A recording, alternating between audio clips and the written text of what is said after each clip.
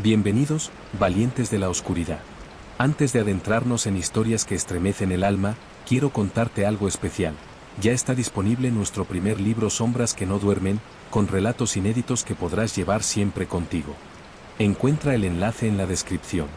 Y recuerda, únete a nuestra comunidad, suscríbete al canal y activa la campanita para no perderte ninguna narración aterradora.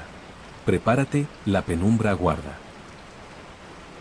Fui hacia el pueblo por una carretera que ya nadie mantenía, con grietas en forma de raíces expuestas y remiendos antiguos que se habían vuelto más rugosos que el propio asfalto. El mapa que llevaba impreso tenía manchas de café y una esquina desgastada donde mis dedos memorizaron la ruta con demasiadas repeticiones, como si tocarlo fuera un rito de entrada que no sabía que estaba realizando. Era final de verano, pero la luz tenía un tono recatado, velado por una calima que había perdido toda prisa. El aire olía a tomillo seco y a tierra calentada de más. Desde la cuneta subían mareas de insectos discretos que se apartaban sin ruido, como pelusas tímidas. El sol, oblicuo, recogía brillo en la mica de las piedras, en la escama de pintura de alguna señal despintada, y durante un buen tramo conduje solo a razón de las luces, ajustando mi respiración al parpadeo del paisaje. El primer indicio de que había llegado no fue una casa, ni una torre, ni un letrero, sino la textura del silencio. Había leído esa frase demasiadas veces aplicada a sitios remotos, siempre con un dramatismo complaciente, pero lo que percibí no tenía nada que ver con solemnidades. Era una quietud granular, hecha de capas, como cuando se mira un cristal muy viejo y el mundo al otro lado tiembla un poco por culpa de su propio espesor. Al apagar el motor, la ausencia de vibración reveló la vibración más fina, un zumbido térmico que subía de los tejados derruidos, un siseo leve en los cardos, la paciencia de la resina en los troncos. Abrí la puerta y entré, más que al pueblo, a un nivel concreto del aire. Las casas empezaron sin ceremonia, perfiles bajos de piedra y adobe con el encalado comido por los inviernos, marcos de ventanas como órbitas vacías y algunas tejas sujetas por piedras con la fe sencilla de quien aprendió a resistir a base de peso. La calle principal era un lomo de caliza apisonada que mis botas notaron como una superficie demasiado sincera, cada bache correspondía a una rodadura, cada grieta recordaba un invierno, y al caminar sentí que estaba leyendo con la planta de los pies la cronología de la ausencia. Me acompañó un olor viejo a harina oxidada y madera de alacena, un olor que a veces encuentro en los desvanes de las casas largas, mezclado con una humedad domesticada que no era de cueva, sino de jarra de barro olvidada con un dedo de agua. El pueblo parecía haber sido recogido con cuidado, como si alguien se hubiera llevado solo aquello que podía volver a usar en otro lugar. No quedaban colchones ni vajilla ni sillas enteras, pero sí los agujeros de los clavos, la sombra limpia de lo que estuvo colgado. Un marco sin cuadro con el rectángulo más claro protegiendo un color que el resto de la pared había renunciado a conservar. A la derecha de la calle, la escuela se distinguía por una ventana más amplia y una pizca de simetría. Sobre la puerta se adivinaba, bajo las peladuras, la palabra escuela con letras que ya no querían significar, y aún así significaban. Empujé el portón con el dorso de la mano para no engancharme con ninguna astilla. El hierro de la bisagra ofreció una resistencia breve, de músculo que no se usa pero tampoco se ha olvidado. Dentro olía a polvo que en su momento fue tiza, a papel sin fibra de algodón, a tinta tan seca que parecía haber dejado de ser tinta para volverse mineral. No había pupitres, pero las marcas de sus patas seguían impresas en el suelo, 4 círculos de óxido aquí, otros 4 allí, un orden que el tiempo respetó. Me agaché y pasé los dedos por uno de los círculos, el óxido se me pegó a la yema como una harina amarga. En una esquina, un trozo de pizarra como una isla desprendida guardaba aún una esquina con la textura de haber sido limpiada demasiadas veces con un trapo húmedo. Acerqué la cara y olí un rastro remoto de agua de pozo. Me quedé un rato de pie en el centro, con la espalda notando la temperatura exacta del aire en capas, tibio a la altura del pecho, un hilo fresco a la altura de los tobillos, un calor plano arriba donde se veía la línea curiosa de un rayo al polvo. Afuera, un insecto golpeó el marco y su vibración, diminuta, metió en la habitación una medida humana. No pensaba en nada, y sin embargo sentí como si otra medida, más antigua, hubiese vuelto a instalarse sobre mí.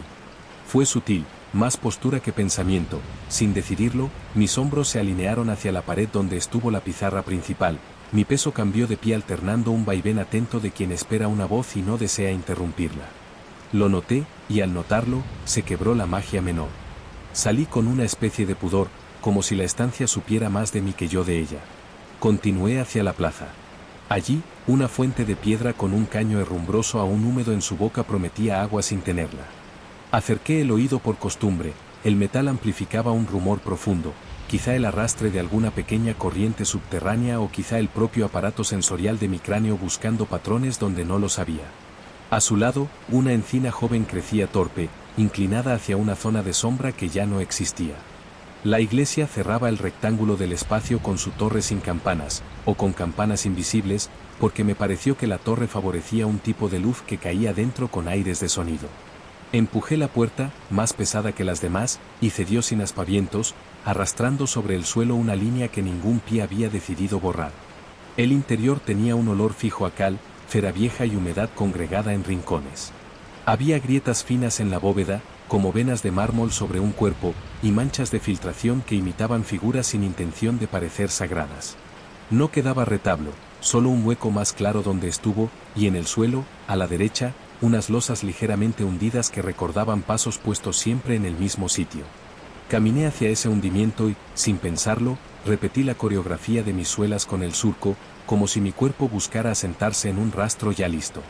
Apoyé la mano en la pared, la cal, con su aspereza suave, dejó en mis palmas un polvo que no quería soltar, y al frotarlas entre sí apareció un olor mínimo, casi de huevo, que me ancló más al lugar que cualquiera de los símbolos ausentes.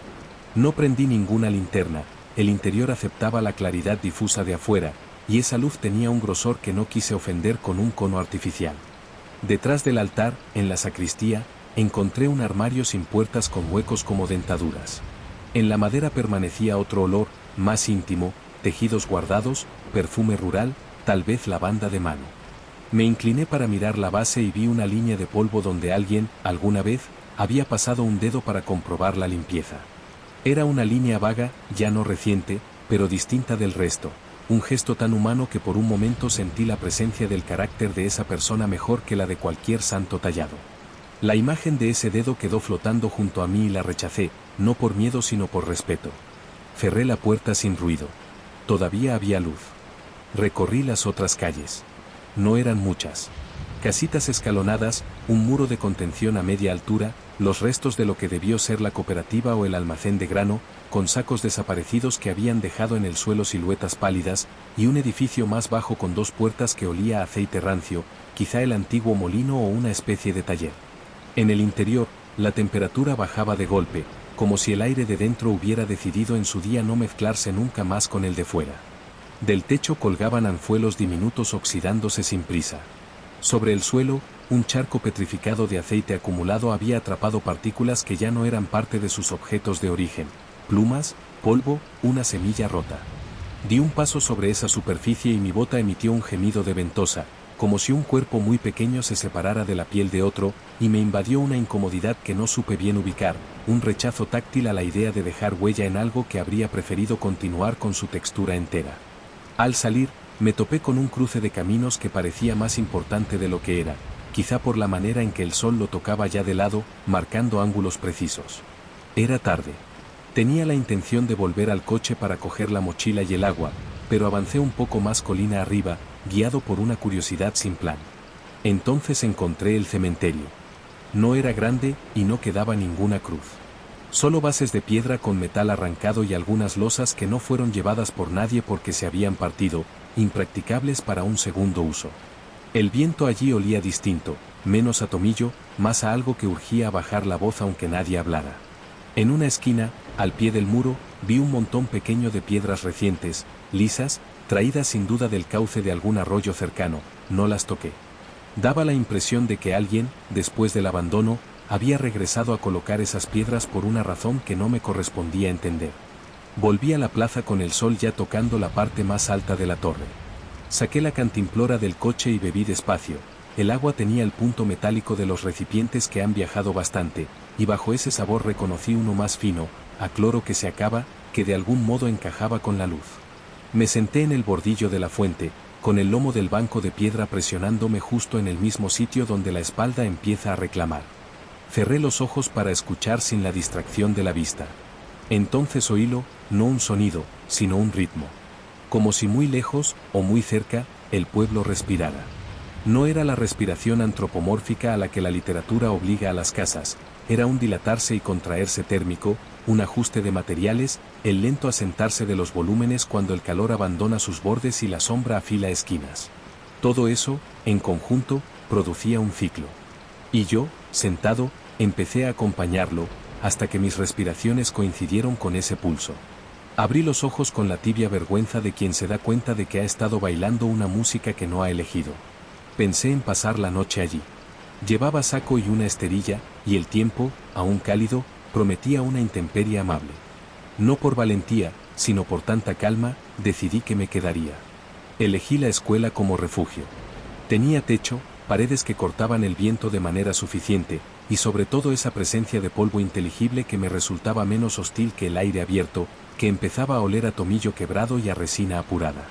A falta de puerta firme, coloqué una tabla caída para cerrar la entrada, no por seguridad, sino para delimitar dentro y fuera. Extendí la esterilla, el saco, y apoyé la espalda contra la pared menos agrietada, con la mochila por almohada. Comí pan reseco con queso y un poco de fruta que había olvidado que llevaba. La manzana parecía haber estado esperando el momento exacto de su dulzura apagada. Bebí de nuevo, con la lentitud de los gestos que no tienen otra función que la de ser ellos mismos. La luz, dentro, se volvió azulada, luego de un azul que no llegaba a ser noche, y finalmente noche. En la escuela, de noche, los volúmenes cambiaron de manera mínima. El hueco de la pizarra, que de día era un vacío, se convirtió en una sombra con densidad. Los círculos en el suelo parecieron más profundos, como si hubieran sido cavados por debajo. La línea del zócalo inventó una horizontabilidad que me tranquilizó. Cierta brisa, que antes no pasaba, encontró un camino y recorrió las paredes con el tacto de los insectos que se posan donde nadie los ve.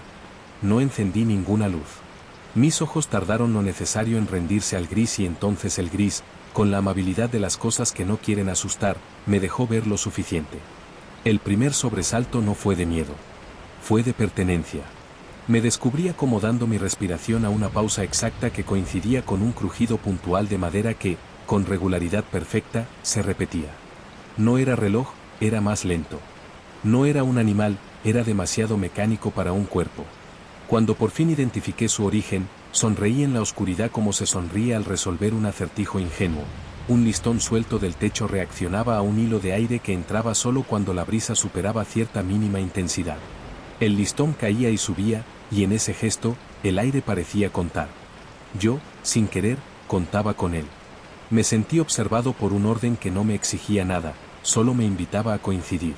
Creo que en ese momento, sin decirlo con palabras, acepté. Dormité en franjas, cada una con su textura. Hubo un tramo en que el frío de los pies me llevó a meterlos más hondo y mi propio movimiento levantó un polvo fino que reconocí por el olor, tiza vieja reanimada por el calor humano. Hubo un tramo más profundo en que mi cuerpo se volvió un peso sin borde y pertenecer se hizo muy fácil. Y hubo un tramo, quizá entre los dos anteriores, en que algo me sacó del sueño sin sacarme del todo. Fue una alteración en la respiración del pueblo, un quiebro en su ciclo. Abrí los ojos sin mover la cabeza. No se oyó nada nuevo, no cambió la temperatura, no entró ninguna luz. Solo ocurrió que la sombra de la pizarra, que era espesa, me pareció menos espesa, como si alguien, sin tocarla, hubiera pasado la mano delante. No era una figura, no era una señal, no era un aviso. Fue la evidencia de una proximidad que no registró el oído. Me quedé en esa suspensión todo el tiempo suficiente como para que un músculo de la pierna empezara a protestar. Cuando me moví, el listón suelto volvió a contar. Me dormí otra vez y soñé sin argumentos, con texturas, esos sueños que al despertar se recuerdan como superficies. Me levanté antes que el sol. Apenas había claridad. En el aire, la humedad se había cambiado de sitio, retirada de mis manos para colocarse en mi nuca. Salí de la escuela con el saco enrollado y el cuello de la camiseta frío. El pueblo amanecía con un orden de luces invertidas. Lo primero que se iluminó no fueron los tejados, sino los huecos de las ventanas más altas, como si la claridad prefiriera entrar para salir. Caminé hacia la plaza y el cielo, en su zona más nueva, ofrecía un color que solo aparece 2 o 3 veces al año, una mezcla de violeta y melocotón que huele, literalmente, a nada, a un vacío limpio. Me senté otra vez en la fuente, por no romper la relación que había trabado con esa piedra, y me quedé mirando como un insecto elegido al azar descubría el tamaño exacto de la luz con su vuelo torpe. Fue entonces cuando empecé a notar las repeticiones con precisión. La primera fue un matiz en los ángulos de las puertas. Muchas, en casas diferentes, estaban entornadas en una inclinación idéntica, no equivalente, idéntica. La segunda fue el modo en que el polvillo de algunas repisas había sido removido en pequeñas elipses, del tamaño de una yema de dedo, en grupos de 3. La tercera, más caprichosa, fue el número de piedras apiladas en el cementerio, 7 montoncitos de tamaños distintos, todos con 6 piedras. Lo más probable era que estuviera fabricando patrones por necesidad moderna, pero la coincidencia se volvió demasiado generosa para ser casualidad. A medida que caminaba, más repeticiones se ofrecían.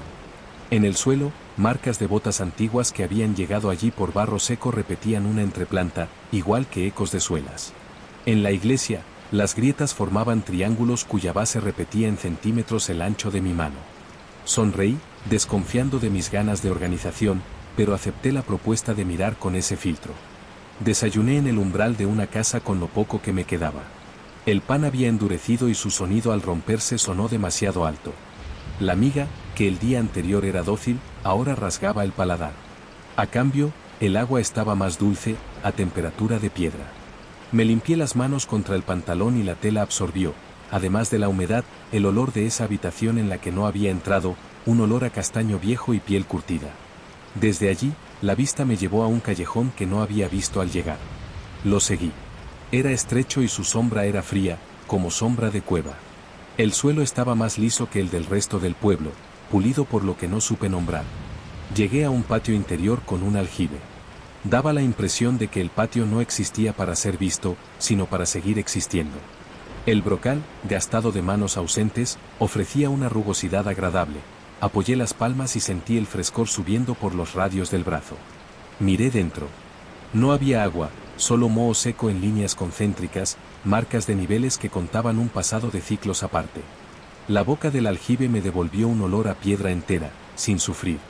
Me quedé con las manos allí un rato, sin pensar nada, sin querer nada. Cuando levanté la mirada, advertí algo que me atravesó con la integridad de lo obvio.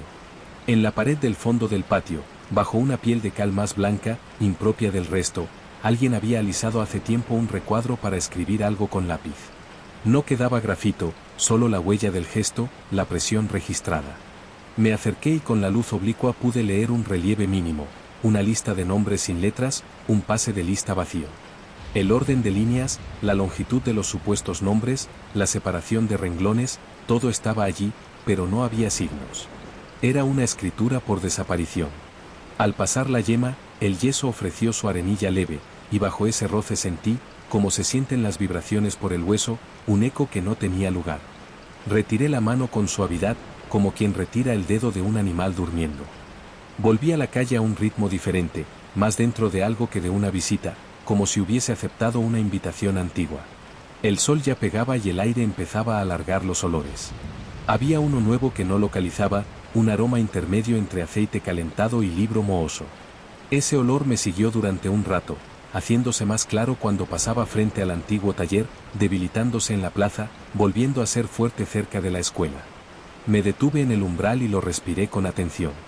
Entonces se me ocurrió una idea que me dejó una quietud triste en el estómago. Ese olor, así mezclado, hacía medio camino entre objeto y memoria, lo había sentido antes, no en un pueblo abandonado, sino en una habitación de mi infancia cuando regresé de adulto a buscar un álbum que ya no existía. Reconocerlo allí lo volvía a todo más personal de lo planeado. La tarde fue una repetición amable. Hice un inventario mental de lo que había visto, sin objetivos, como quien recorre un cajón cerrándolo cada vez con más cuidado. Me asomé a la ladera trasera y vi el cauce seco de un arroyo con piedra lisa, y más allá una presa baja que quizá dejó al pueblo sin su pequeña razón de agua. Entendí de golpe que el abandono podría no haber sido dramático, tal vez solo fue práctico. No quise leer interpretaciones más duras. La luz descendente volvió a ofrecer sus lecciones de geometría. La sombra de la torre cayó sobre la fachada de la escuela y, por un instante breve, la pared reunía dos temperaturas extremas que mis dedos supieron diferenciar con claridad. El lado al sol todavía estaba caliente, el lado en sombra ya estaba fresco. Y en el borde exacto se sentía un hilo que no pertenecía a ninguno de los dos. Me quedé pegado a ese borde como a una línea de metro que, por un segundo, coincide con lo que uno esperaba de la ciudad. Esa noche elegí un sitio distinto para dormir, más por no abusar de la escuela que por necesidad. Fui al porche del edificio de la cooperativa, que tenía aún 2 columnas y un techo intacto. La piedra guardaba un calor lento que subía hacia mi espalda con un orden impecable. Me tumbé mirando el rectángulo de cielo enmarcado por los ángulos de la estructura. Las estrellas salieron escasas al principio y luego tantas que el negro se llenó de sal sin mojarse. Por un largo rato la única sensación fue la del polvo entrando y saliendo de mis fosas con la suavidad de una tela que se prueba sin quedarse. Y en ese mínimo ir y venir, sentí que mi cabeza adoptaba una vieja costumbre. Me vino el hábito de escuchar campanas. No hubo ninguna, pero mi oído se preparó a recibirlas con ese hueco específico que el sonido deja antes de nacer. Había oído en otros pueblos abandonados la historia de la campana llevada al pueblo nuevo, exhibida no para sonar sino para recordar. Aquí no había campana, y sin embargo su ausencia actuaba como instrumento. No sonó nada en toda la noche. Aún así, mi oído terminó el trabajo y me entregó una campanada imaginaria a medianoche, con resonancia exacta. No me asustó. Fue como recibir una carta sin firma que uno, misteriosamente, entiende. Desperté una vez por un frío más profundo que el de la noche anterior. Me senté y vi la neblina acomodándose en el suelo, no elevada, no de colina, sino a ras de piedra, entre las casas, como si el pueblo estuviera fumando por los cimientos. Era una neblina seca, menos húmeda de lo que su aspecto prometía, y olía a cal impregnada. No avanzaba, no se disolvía, estaba. Me quedé mirándola sin interpretar, y con esa pasividad, la niebla hizo una cosa que me quitó el equilibrio con elegancia. Retrocedió 1 centímetro con un orden que comprendí sin esfuerzo, como si golpeara un diapasón. Fue una ilusión, probablemente, un ajuste del ojo. Pero quedé con la sensación de haber asistido a un gesto que no me pedía testimonio. Aquella mañana decidí explorar lo que había más allá del cementerio, una vereda que subía hacia el collado. Caminé lento, no por cansancio sino para no alterar en exceso las distancias. A medida que ascendía, el aire tomó un olor breve a ozono sin tormenta, a electricidad silenciosa que a veces emana de los cables, aunque allí no había líneas. Al llegar al collado, me senté entre pequeñas matas de retama y miré el pueblo desde arriba. Su disposición se me apareció completa por primera vez, el dibujo exacto de sus calles formando una figura asimétrica que no correspondía a ninguna geometría que conozco, y sin embargo tenía un equilibrio propio, de animal echado. Percibí que la torre no estaba en el centro ni pretendía estarlo, que la plaza no mandaba sobre el resto, que la escuela miraba hacia una parte en la que ya no había nada, como si mantuviera su atención sobre una promesa ausente. Bajé con cuidado para no olvidar esa composición en mi cabeza. De regreso, mis pies comenzaron a encontrar huellas que no eran mías. Sé reconocer mis suelas por sus marcas, un corte que hice con una piedra el mes pasado, un dibujo específico. Aquellas huellas, en polvo fino, compartían un patrón que no se parecía al mío. No eran recientes, el borde estaba suavizado por el aire. Pero aparecían en lugares que el viento no favorecía, en interiores, en el pasillo del taller y junto al umbral de la escuela. No me inventé una compañía, ni quise tampoco negarla. Me limité a admitir que por ese pueblo habían pasado otros, después del abandono, y que mis pasos y los suyos habían coincidido en el gusto de detenerse junto a los mismos objetos. Aún así, más tarde vi algo que introdujo un matiz que no pude encajar con facilidad. En una pared junto a la cooperativa, a la altura de la cadera, alguien había pasado los dedos por la cal recientemente depositada por una corriente de aire húmedo y había dejado 5 trazos verticales, separados con precisión, paralelos. Al mirar mi mano, me descubrí replicando ese gesto en el aire. Mis dedos, alineados, repetían el orden de aquellos surcos con una familiaridad corporal que me dio pena y alivio a partes iguales. No era una marca para asustar, no era un símbolo de posesión, no era siquiera una señal. Era un ejercicio de registrar que se estuvo allí, de manera que la pared pudiera leerlo. Pasé otro día, quizá porque el tiempo allí no pedía ser contado con otro instrumento. Hice mi rutina de mirar, respirar, apoyar la palma aquí, la yema allá, de oler 2 veces cada cosa para separar su capa de arriba de su capa de abajo. En algún momento, sin escogerlo, me encontré dentro de la iglesia otra vez, y fui hasta la sacristía. El armario sin puerta seguía donde estaba, el olor a tela antigua continuaba sin nadie que lo custodiara. Me inclinaba para observar el suelo cuando vi, sobre la madera, a la altura de mis ojos, 4 pequeñas marcas horizontales, muy juntas, y bajo ellas, otra. No estaban hechas con cuchillón y con metal, eran presiones. Al acercar la cara, reconocí que se parecían al tipo de rastro que deja un lápiz sin punta cuando se apoya con obstinación. Apoyé la yema del índice junto a una de las marcas y la madera devolvió un tacto tibio, distinto del resto, como si aún guardase el calor del gesto que lo produjo. Retrocedí un poco, con un nudo sencillo en la garganta. Me llevé la mano al bolsillo, y de manera automática comprobé que mi lápiz seguía allí, entero, con su madera blanda y su mina gruesa. No lo saqué. No hubo eventos además de los que cuento. Comí poco, bebí lo necesario, dormí lo que correspondía. Sentí en momentos la tentación de atribuir a un plan los mínimos acordes de coincidencia que encontraba, y otras veces la tentación contraria de entregarme por completo a la falta de propósito. El pueblo, en esa tensión, ofrecía una lección de medida, cada cosa ocupaba su sitio con una exactitud que no necesitaba asombrar. Yo acompañé esa exactitud con mis movimientos. Empecé a recoger mis cosas, no porque quisiera irme, sino porque la permanencia prolongada habría añadido a la relación del lugar con lo humano una demanda que no merecía. Enrollé la esterilla, guardé el saco, ajusté la mochila, cerré las correas con gestos que devolvían sonidos honestos. Miré por última vez la fuente, la escuela, la torre, el taller, las casas. No dije nada. No esperé ninguna señal. Me dirigí al coche, abrí la puerta, me senté. La tapicería, recalentada, me devolvió el olor artificial de diseñadores que nunca pisaron ese suelo. El contraste me pareció brusco. Estaba listo para encender el motor cuando noté que en mi dedo índice, el que apoyé en la madera de la sacristía, quedaba una película de polvo más amarilla que la tiza, con una consistencia entre grasa y calorías. La froté con el pulgar. Se deshizo con facilidad, pero dejó un olor persistente, a aceite de lámpara que ha sido muchos inviernos el único aceite.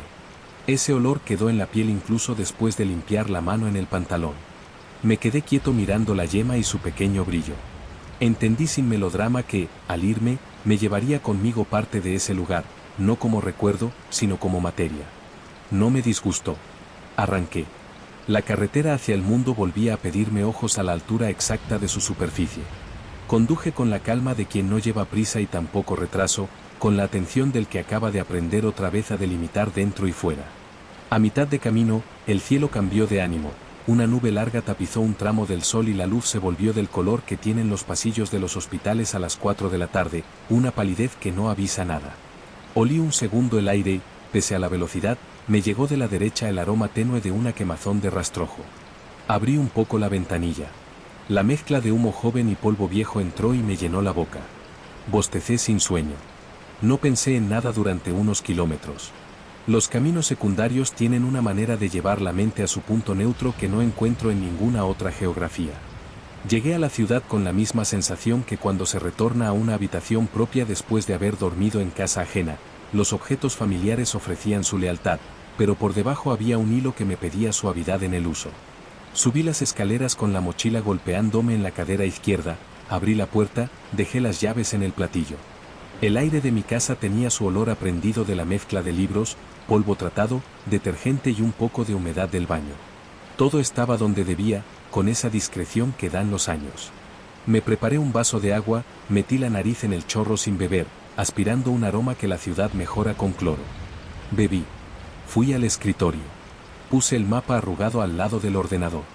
Toqué la esquina gastada con el gesto mecánico que me había acompañado en la carretera.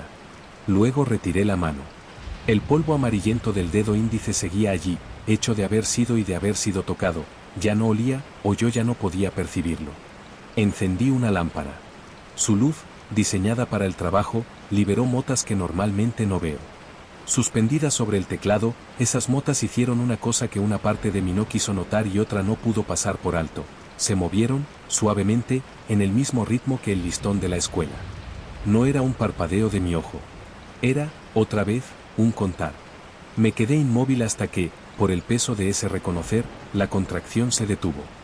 Durante los días siguientes, el pueblo se acomodó entre mis rutinas con una educación minuciosa. Al abrir el grifo, el agua sufrió, por milésimas, un retardo equivalente al que oí en el caño herrumbroso. Al apoyar la palma sobre la mesa, la madera devolvió, por una vez, un calor que no era suyo. Al pasar la yema por el lomo de un libro, la cubierta ofreció un grano que se parecía más al de la cal que al del cartón. No quise exagerar nada. Fui al trabajo, caminé los mismos pasillos, habité las mismas sillas. El primer descuido llegó en una tarde sin importancia, cuando, al volver, apoyé la frente en la ventana de la cocina para sentir el frío del cristal. Respiré y el vaho dibujó, no por diseño, 5 líneas verticales que la condensación eligió con exactitud. Me aparté y volví a acercarme. Esta vez, el vaho fue un bloque sin intención. Lavé el cristal sin necesidad. Esa noche soñé otra vez con superficies, con el borde entre sol y sombra en la pared de la escuela, con la textura de la pizarra vieja que reclama un trapo húmedo a una mano que ya no existe. No hubo ruidos nuevas, ni visitas, ni accidentes. Comencé a olvidar con disciplina. Los humanos sabemos hacerlo. Pero algo, en el mecanismo de borrar, se negaba a colaborar del todo. Lo noté en un detalle que ninguna literatura habría pedido, el orden de mis puertas. Yo suelo dejarlas o bien cerradas, o bien abiertas del todo, por comodidad. En aquellas semanas, sin querer, empecé a entornarlas a un ángulo que no había usado antes. No era un capricho. Era más descansado para la vista. Coloqué 3, 4, 5 puertas en ese mismo ángulo. La casa, desde la esquina del pasillo, adquirió un aire de pueblo, no en la decoración ni en el olor ni en la luz, sino en el ritmo. Mis dedos rozaron el marco y recogieron un polvo que no podía estar allí. El polvo abajo del pasillo se acumuló en el mismo charco que la cooperativa había petrificado en aceite. Le di al suelo una limpieza general sin plan. Al terminar, olí el detergente y sonreía un recuerdo que no había vivido. Un día de lluvia, la prisa en la calle impuso su dictado y yo caminé con la cabeza baja, mirando a la altura en que la gente mira cuando el agua se pone horizontal.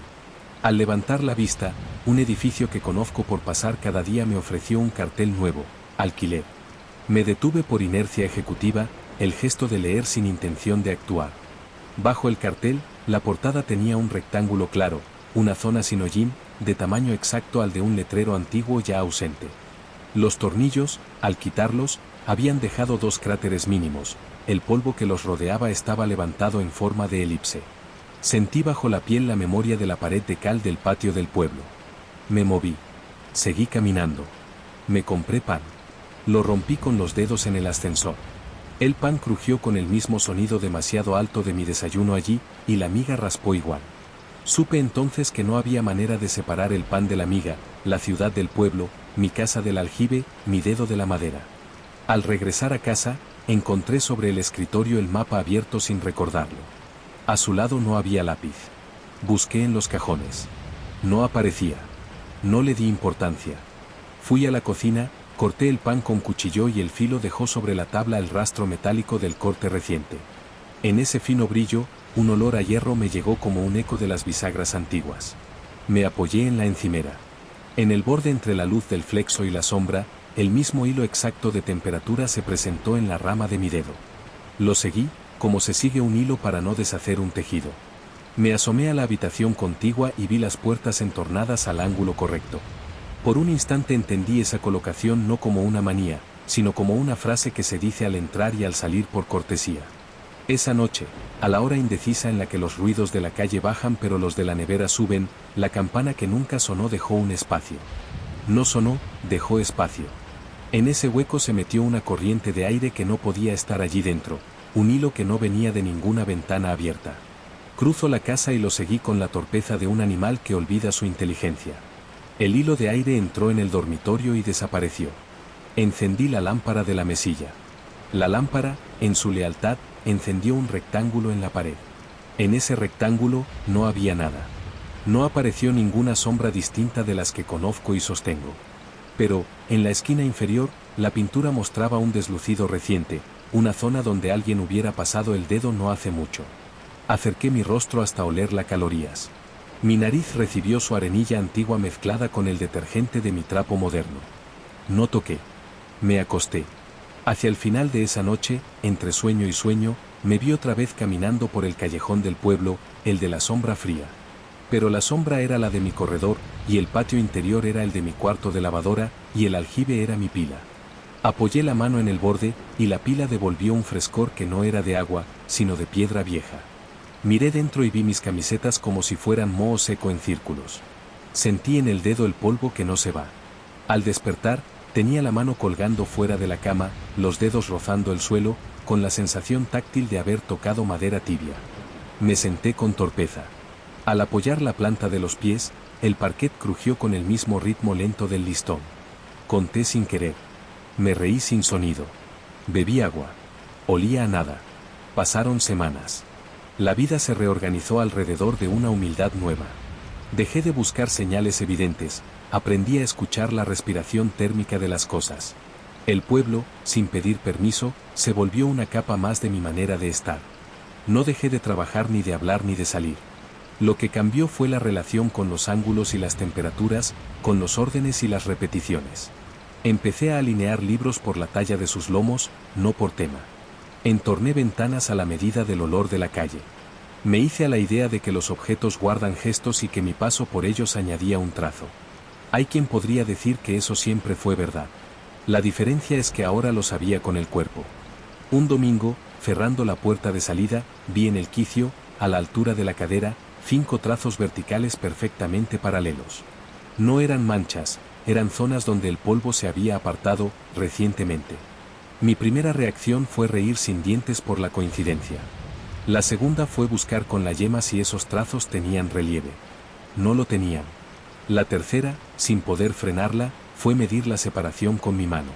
Coincidían con la distancia entre mis dedos cuando, distraído, apoyo la mano para girar. El gesto era mío. Las marcas, sin embargo, no las recordaba. Me quedé un rato con la mano suspensión, sabiendo que, si quería, podía hacerlas otra vez. No lo hice.